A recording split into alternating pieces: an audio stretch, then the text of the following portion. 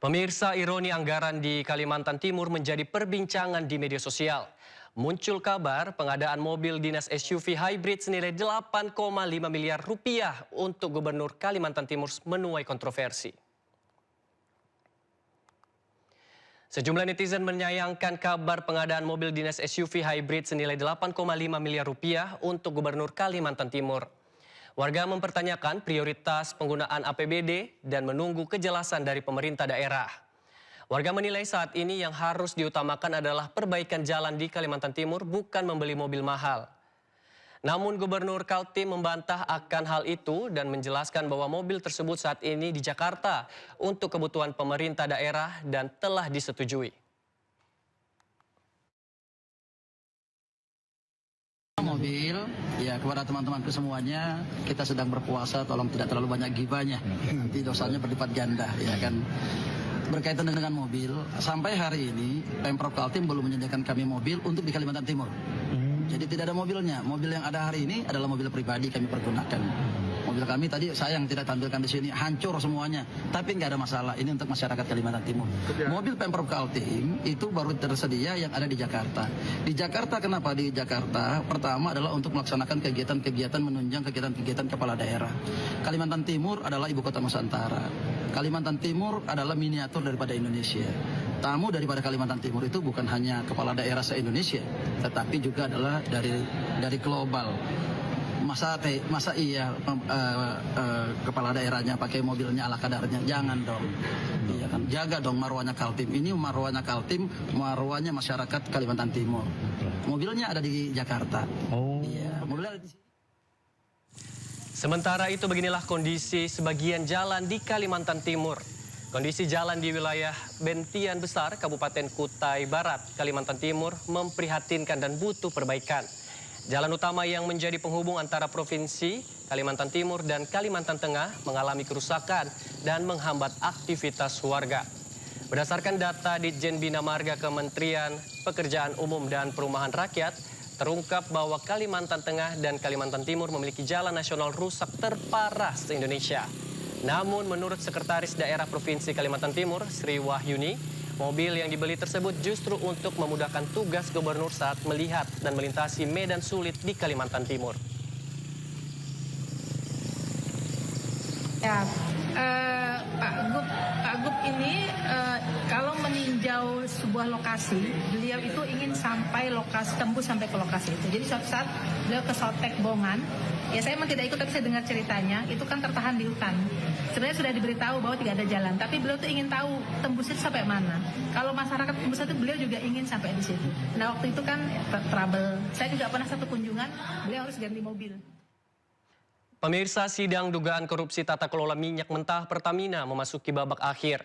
Kesembilan terdakwa menjalani sidang putusan, termasuk Keri Adrianto, putra pengusaha sekaligus buronan kasus dugaan korupsi Riza Khalid. Riuh tepuk tangan pengunjung sidang menyambut kedatangan para terdakwa A di ruang sidang. Mereka merupakan serikat pekerja Pertamina dan keluarga para terdakwa yang hadir memberikan dukungan moral dan mengikuti jalannya sidang. Salah satu terdakwa yakni anak pengusaha Riza Khalid, Muhammad Keri Adrianto. Keri dituntut 18 tahun penjara dengan denda 1 miliar rupiah.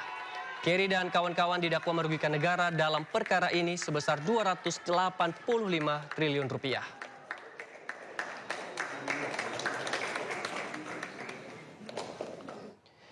Menjelang sidang putusan tersebut, sejumlah perwakilan serikat pekerja Pertamina dan anggota keluarga para terdakwa hadir untuk memberikan dukungan dan simpati mereka. Mereka membawa papan untuk menempelkan kertas-kertas berisikan pesan tulisan untuk terdakwa. Mereka berharap adanya keadilan terhadap para terdakwa dan dibebaskan dari segala dakwaan.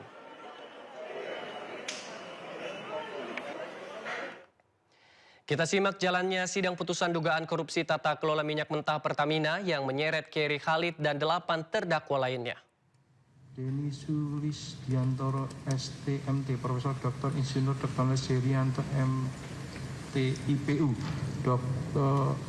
Fahmi Radi MBA, Hasbi Asidiki, Hendratma Mutakim, Andi Mahbub Arif Widianto, Arlin Gunawan, Arif Agrianto, Francisco Wahyu Nugroho Dwi Kuncoro Aji, Setia Budi Ariarta SHKN, Profesor Dr. Hendro Juwono MSSI, Profesor Dr. Agus Surono SHMH, Iko Saputra SC, Lailul Huda menimbang bahwa selanjutnya terdakwa melalui advokatnya mengajukan saksi yang meringankan di bawah sumpah memberikan keterangan sebagai berikut, yaitu antara lain 1. Insinyur Firdaus Bambang S, 2. Insinyur Caturinika, 3. Arka Rahmantia, 4. Unggul Yudi Dananto. Menimbang bahwa selanjutnya terdakwa melalui advokatnya menghadirkan ahli di bawah sumpah memberikan pendapat atas berikut, yaitu 1. Insinyur Susilo Siswa Utomo, Insinyur Suroso Amin Sunaryati AKMSI, Profesor Dr. Sukarni SHMH, Dr. Dian Puji NC Matubang, 6. Profesor Dr. Eva Ahyani Zulfa menimbang bahwa penuntut umum telah menghadirkan. Kita beralih ke informasi lainnya pemirsa. Ibu Fandi Ramadan, ABK Sidragan yang dituntut pidana mati menangis di Komisi 3 DPR RI.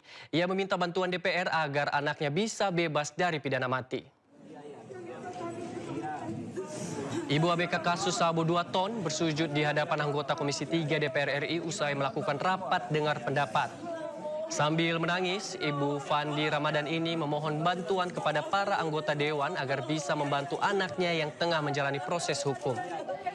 Ketua Komisi 3 Habibur Rahman meminta agar Ibu Fandi itu tidak bersujud dan menyampaikan akan membantu proses hukum Fandi Ramadan yang dituntut hukuman mati.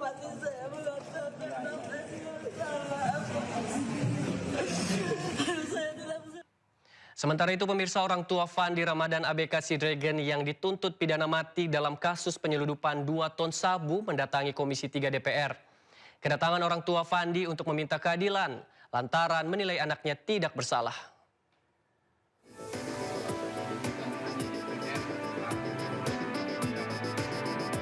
Didampingi kuasa hukumnya Hotman Paris, orang tua Fandi Ramadan, ABK Sidragan yang menjadi terdakwa dalam kasus penyelundupan 2 ton sabu mendatangi Komisi 3 DPR RI. Orang tua Fandi datang untuk mencari keadilan bagi anaknya yang dituntut pidana mati.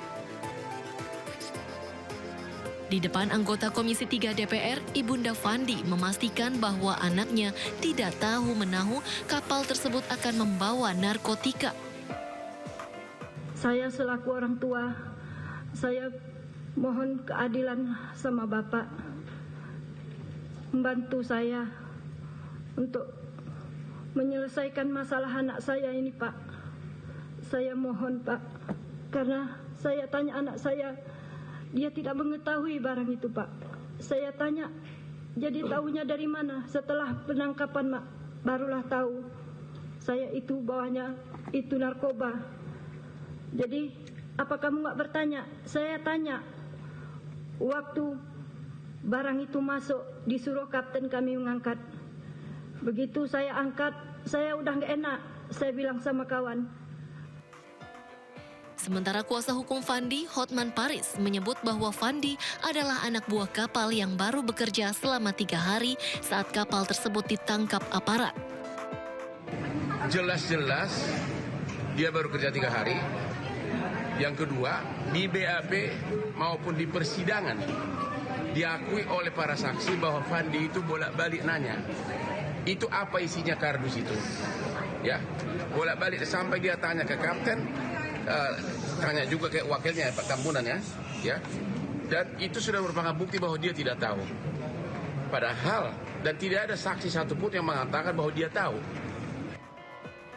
Sebelumnya Fandi Ramadan bersama 5 kru kapal Sidragan termasuk nahkoda kapal ditangkap BNN, TNI Polri, dan Bea Cukai di perairan Tanjung Balai Karimun, Kepulauan Riau pada 21 Mei 2025 lalu. Kapal tersebut membawa 1,9 ton sabu yang berasal dari jaringan internasional Golden Triangle. Dalam persidangan di Pengadilan Negeri Batam, Kepulauan Riau, Fandi kemudian dituntut hukuman pidana mati. Sementara pledoi atau nota pembelaan yang dibacakan kuasa hukum Fandi pada Senin 23 Februari lalu ditolak jaksa penuntut umum. Tim Liputan iNews melaporkan. Pemirsa, persyaratan calon presiden dan calon wakil presiden digugat warga ke Mahkamah Konstitusi.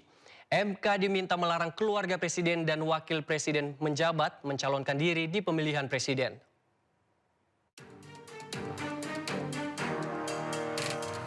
Dua orang advokat bernama Raden Nuh dan Dian Amalia mengajukan uji material atas Undang-Undang Pemilu ke Mahkamah Konstitusi. Keduanya meminta MK melarang keluarga sedarah dari presiden atau wakil presiden menjabat untuk mencalonkan diri sebagai calon presiden ataupun calon wakil presiden.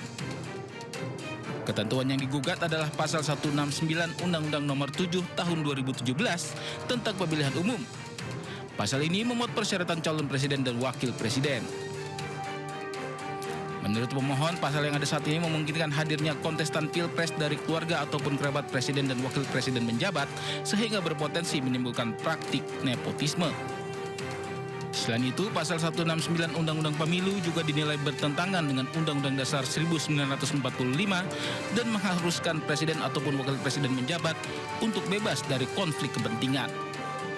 Tim Liputan iNews melaporkan. Pemirsa, dari berburu takjil, sekarang kami ajak Anda ke warung makan yang berada di atas laut. Di sini pengunjung bisa menikmati menu seafood murah meriah sambil menyaksikan matahari tenggelam.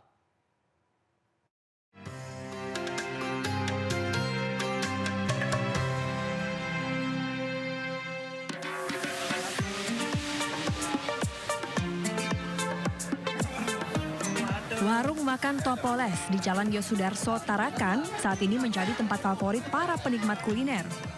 Lokasinya yang berada di atas laut menjadi daya tarik tersendiri bagi para pengunjung.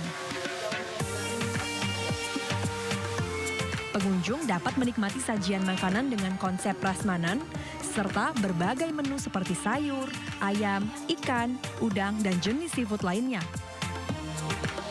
Untuk menu pembuka, tersedia takjil dan beragam minuman segar.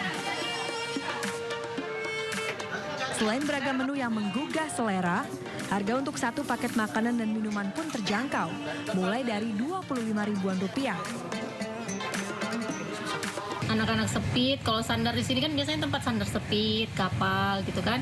Kalau mereka pulang makan siang, mereka makannya di sini, di warung biasa awalnya. Nah, setelah itu mulai banyak orang dari luar datang nih. Karena view-nya dibilang, bagus ya view-nya di sini, sunset-nya kan kelihatan nih dari sana. Jika cuaca cerah, pengunjung dapat menikmati indahnya matahari terbenam dan pemandangan laut sambil menyantap makanan berbuka puasa. Dari Tarakan, Kalimantan Utara, Usman Chodang, iNews melaporkan.